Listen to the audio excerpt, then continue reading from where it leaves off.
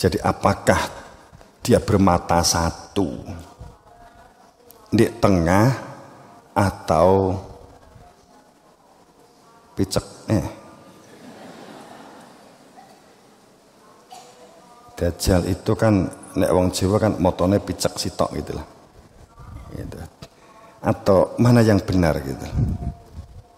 Mana? Ini orang juga kesulitan untuk membedakan, menyepakati yang mana ini. Kita sepakati yang mana ini. Sebab kalau menggunakan yang sebelahnya ini yang mata satu tapi yang satunya itu tertutup, lah kuwi anak wong sing mripate lara ketuduh jajal iki kan. Ketuduh jajal.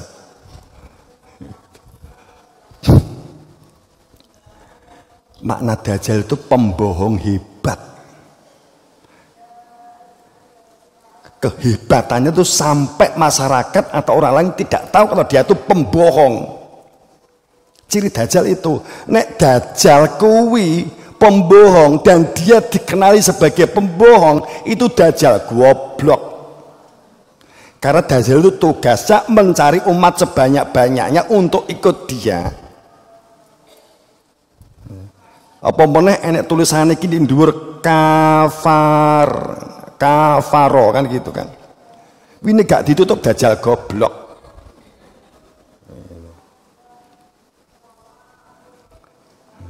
Ini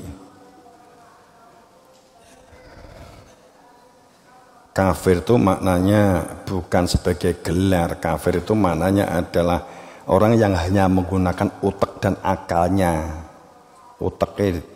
Uteknya digunakan untuk menutup kebenaran. Hatinya bisa menerima, tapi dia gengsi, iri, dengki, dendam, bukan kelompok dia.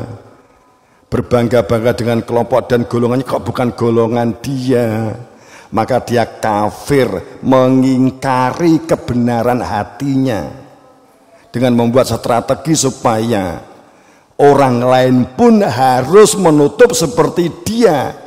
Dia menutup kebenaran. Sudah terlanjur pakai kopiah, sudah terlanjur pakai baju yang telah diberi gelar baju muslim. Gitu. Nah, itu akhirnya akan membuat strategi untuk menutup, mencari dan menerima kebenaran.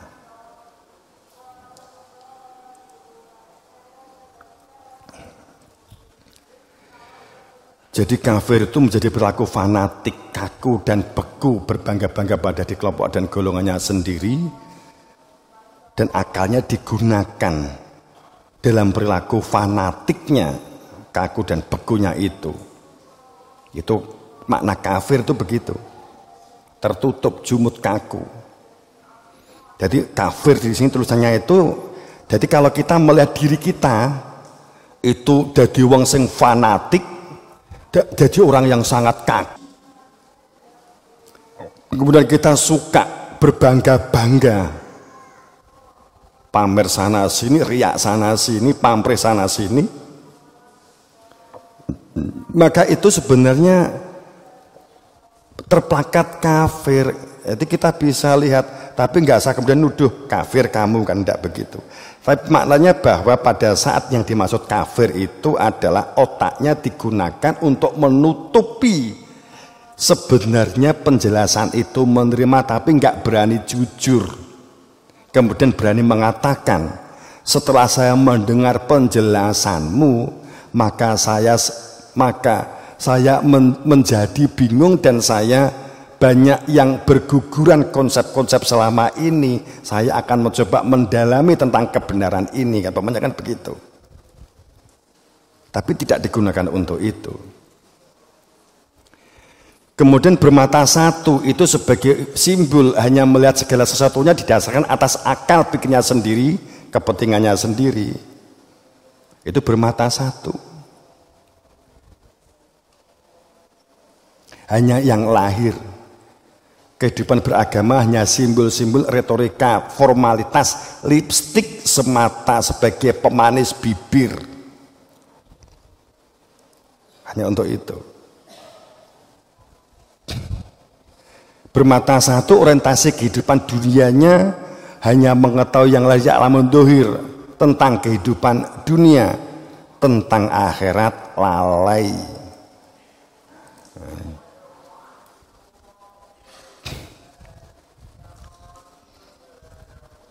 Akibat keimanan yang berangkat dari anggapan atau kepercayaan dan keyakinan yang tidak bisa dibuktikan oleh instrumen indera. Saya ulang, keimanan yang berangkat dari anggapan, hasil sebuah kepercayaan dan keyakinan yang tidak bisa dibuktikan oleh instrumen indera, berarti tidak di dalam fakta aku bersaksi, maka ini disebut sebagai kepercayaan. Sudah sering akhir-akhir saya ungkap. Informasi yang kita terima, berita yang kita tangkap, yang kita masukkan ke dalam otak, di dalam memori, itu adalah sebagai informasi. Saat kita tidak bisa membuktikan, saat kita tidak melihat sendiri, maka itu disebut sebagai pengetahuan.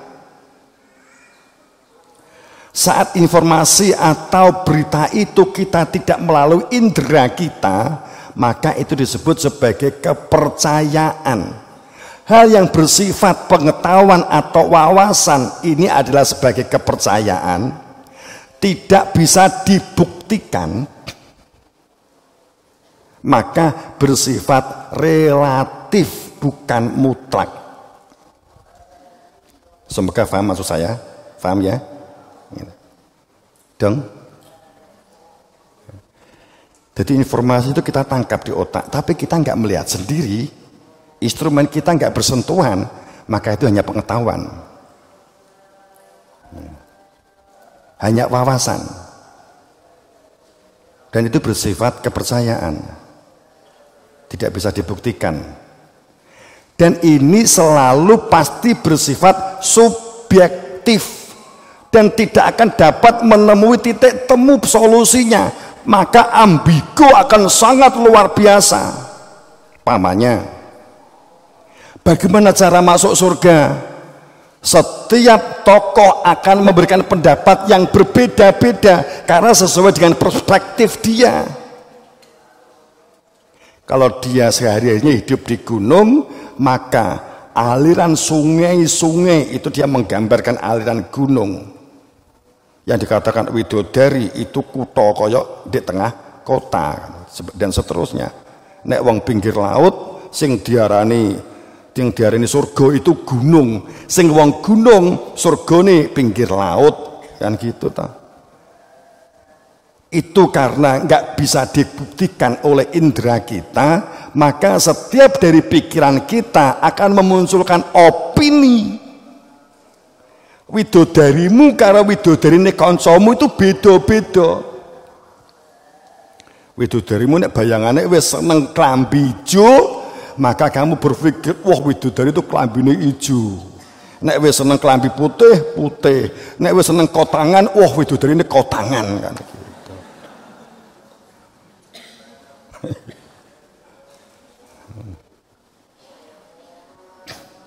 Karena nggak bisa dibuktikan dengan indera, maka kepercayaan, dan itu pasti bersifat subjek. Setiap orang memiliki pendapat dan nggak bisa dibantah. Mencoba membuat kesepakatan menafsirkan Quran atau hadis jenenge tafsir, itu bukan terjemah. Kita harus tahu, tafsir itu tetap opini. Opini yang cocok dengan kita untuk dikuatkan mencari ayat-ayatnya enek lu, kan begitu. Paham maksud Bapak? Paham? Wiki nganggo dalil itu, mengikuti dalil itu, apa dalil iki mbok nyocokne pendapatmu? Ayo jujur. Tinggi ngukuhne pendapatmu toh? Utawa tinggi ngukuh niki ta? Pak Yai kan gitu.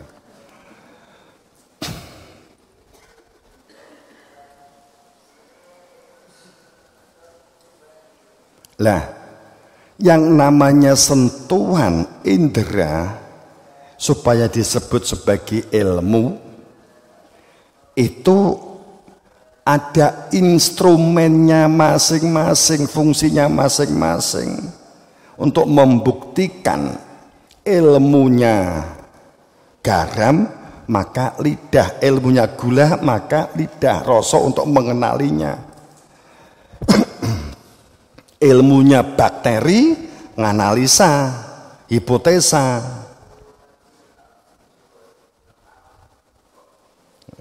Tapi kalau tidak melakukan pendalaman lebih jauh, maka disebut wawasan kan.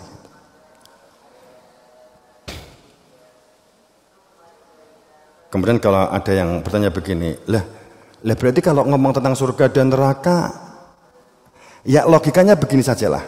Saat Nabi Muhammad, Nabi Isa, Nabi Musa, Nabi Daud, Nabi Ibrahim bercerita tentang neraka, surga, widodari yang kita pahami, oke kita ikuti dulu. Kemudian yang kita memahami tentang Tuhan, apakah mereka beropini atau mereka benar-benar kenal? Pribun? Oke, saya ambil salah satu saja biar gak kebingungan. Apakah saat Nabi Muhammad cerita memberitakan kepada sahabat, bercerita tentang ngamalo kamu seperti ini supaya kamu masuk surga, itu apakah dia itu membangun opini atau jenengan yakin bahwa Nabi Muhammad itu tahu persis tentang surga, tentang Tuhan? Logikamu piye? Tahu persis kan? Tahu persis. Nabi Muhammad itu kalau nggak tahu persis berarti nggak beda dengan opininya para kita kan gitu. Karena ulama kan nggak nyaman. Opininya para kita gitu loh. Kan nggak masuk akal kalau Nabi Muhammad itu opininya seperti opininya para kita. Gitu? Nah, itu logis. Kalau pada saat kita semua para kita tuh tinggi omongan pisan. Pada saat kita ngomong para kita tuh mengatakan bahwa alif lam mim, alif lam ro, sin, ain, shad, itu tulisan di depannya adalah napa? Wallahu a'lam bisawabi. Kira-kira apakah Nabi Muhammad saat membaca ayat itu juga kalimatnya yang muncul begitu kepada sahabat? Ya Kanjeng Nabi alif lam mim itu artinya apa? Ya Allah alam bisawab. Nek Nabi jawab ngono, wis ngandel gak nek Nabi Muhammad sebagai Nabi? Kan gitu toh?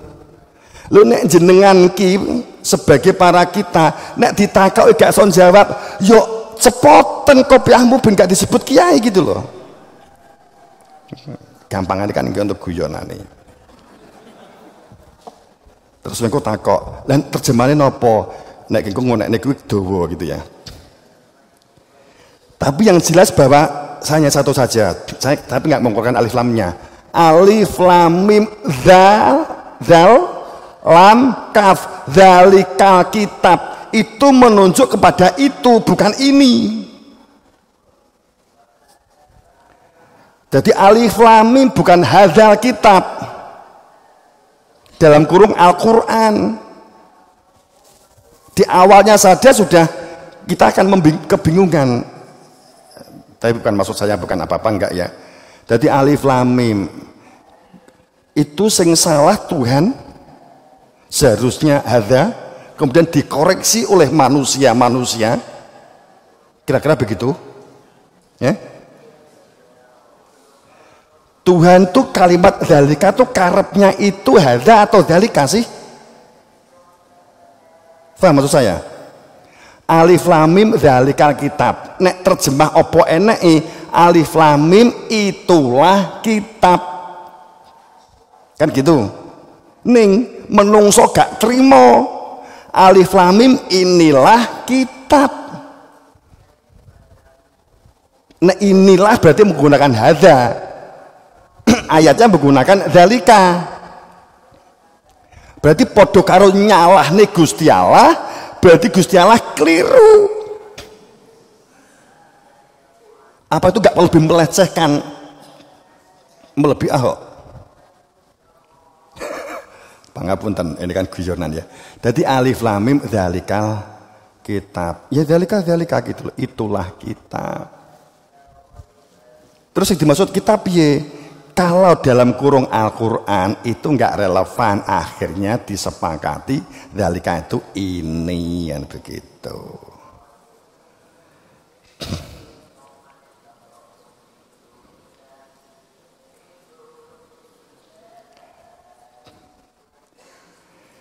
Alilam dalam kitab la roba fi, nggak ada keraguan. Jadi dalikanya kemana? Nek nggak kebuka alif lam mimnya, maka terusnya nggak akan tahu. Karena dalika itu menunjuk kepada dibalik kalimat alif lam mim. Itu yang tersebut di dalam Syekh Samsudin yang diajarkan kepada Joyoboyo disebut dengan Trisulaweda. Di situ ungkapannya yang bisa menjabarkan tentang Trisulaweda hanya sang satrio. Tapi akan banyak orang yang berpura-pura satrio dengan menggunakan tafsir kira-kira. Di Gani Joyoboyo masih tertulis begitu itu ya. Terus apa alif lam mim? Tak lewati baik. Enggak mbok kerpek. Enggak, yang jelas itu ada itu ada makna, bukan karena tafsir. Itu dari guru-guru, karena ini mutasyabih, ini adalah bagian dari itu. Kemudian seperti Al-Fatihah itu enak sing mbuh posting apa sing takok di Bapak VA gitu. Itu umul Quran, umul kitab.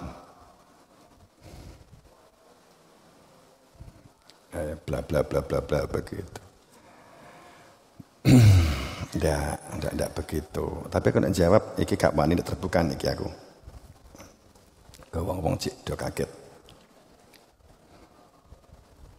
Jadi keyakinan dan keimanan itu sungguh berbeda. Kalau keyakinan itu bersifat subjek, sifatnya opini, intuisi dan anggapan, tanpa perlu pembuktian. Kalau kamu yakin masuk surga, tapi belum pernah, maka itu kamu yakin, itu ada kepercayaan. Maaf, ini kepercayaan, bukan keyakinan, kepercayaan.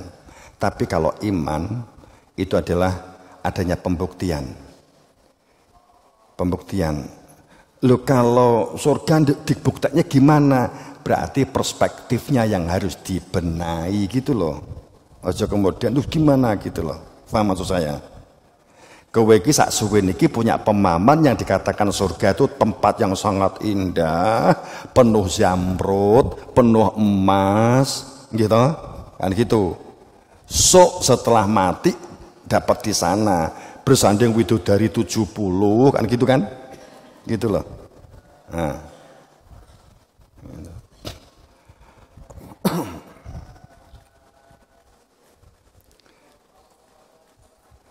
Kemudian pada saat kalau itu membuktikan, apa berarti sekarang sudah membuktikan? Kemudian kita berpikir, berarti sudah pernah bidadari tuh, berarti sudah di surga no, berarti sudah ketemu dengan bidadari yang cantik itu no, pamannya kan begitu.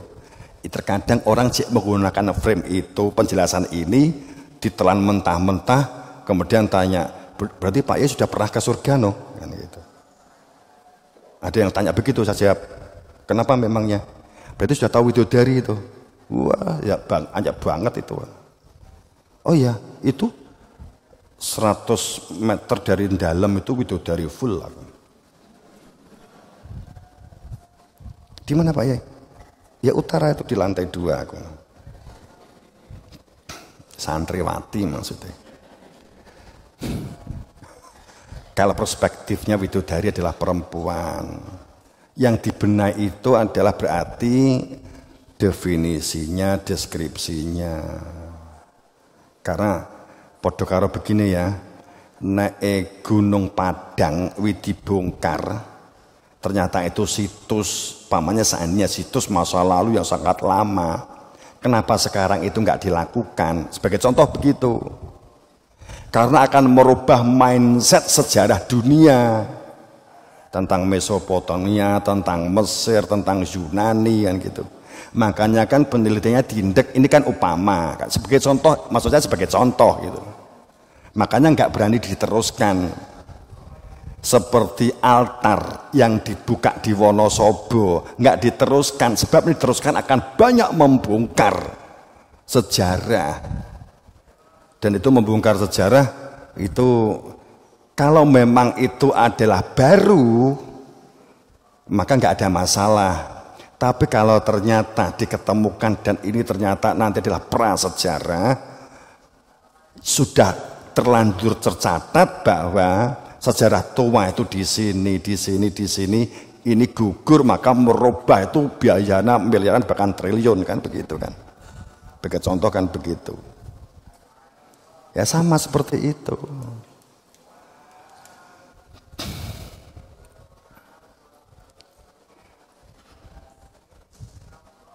Taklid bid'ah adalah agama budaya, sejarah dan legenda. Taklid ikut-ikutan, bid'ah ikut-ikutan tanpa ada yang hak, wewenang dan sah, maka itu disebut budaya. Kita budaya Mojopahit karena rajane wis gak enek, maka itu disebut budaya. Kalau ada perilakunya adalah perilakunya Pak Karno, padahal Pak Karno sudah tidak ada, maka kamu melestarikan budayanya Pak Karno. Nek pemaning rokok nganggo dicetek, kemudian ini Pak Karno lo dulu budaya kan begitu. Pamannya kan begitu. Kemudian padahal sekarang presiden sudah Pak Jokowi, gak gelem gunakne ya kamu diusir kan. Dalam hal pada saat berkaitan dengan konstitusi. Jadi pengetahuan dan ilmu itu sungguh sangat berbeda. Tadi sudah saya sampaikan. Segala sesuatunya ada ahlinya atau yang ahli itu juga definisinya itu kan orang yang bertempat tinggal yang tahu persis. Bukan masalah banyaknya wawasan dan wacana yang dimiliki yang terekam di dalam otak. Bukan itu. Tanpa ahlinya maka atau tanpa yang berhak dan wewenang maka pasti akan terjadi kehancuran.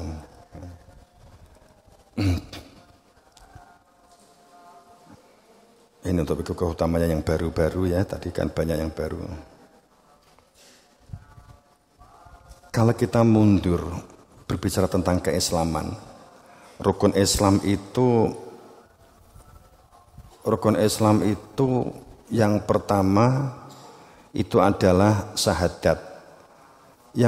Yang Anda harus cermati, ini sudah terlanjur kita terima di pelajaran ya. Kita pelajaran agama itu kan kita ngomong toleransi tapi kadang kita intoleransi, itu kan karena dari pelajaran agama sejak awal. Bab mengenai mazhab saja sudah nggak bisa toleransi kalau ngomong perihal dengan pendidikan agama. Pokoknya kalau nggak begini ya sholatmu nggak sah kan gitu. Kalau nggak begini ya kamu nggak sah kan gitu. Kamu Imam Syafi'i, kalau kamu Hambali nggak sah kan begitu. Sesuatu yang relatif dimutlakkan. Terkadang kita memang membongkar kritik itu, sedang umat Islam cenderungnya adalah anti kritik. Rukun Islam itu dibangun di atas bukan qaul. Iman itu dibangun di atas bukan di atas qaulan. Ini yang harus paham. Tulisan di situ tuh. Kalau qaul berarti kamu mengucapkan itu sudah kenyang. Tapi kalau kamu harus muluk seguk, kamu lebok nih di cangkem, berarti begitu loh ya. Nek kowe rumangsa cukup dengan kaul wis kenyang, ya terserah nek beragamu menggunakan ngomong tok nggak apa-apa. Gitu loh. Wis ngono wae sing penak. Nek kowe agama ki kowe ki qaul syahadat, mengucapkan syahadat, wis rumangsa iman dan bersaksi, mulai saat ini kowe nek mangan gak usah nganggo sego, gak usah nganggo piring, cukup nganggo cangkem. Mengucapkan makan nasi. Wis turu. 40 dina.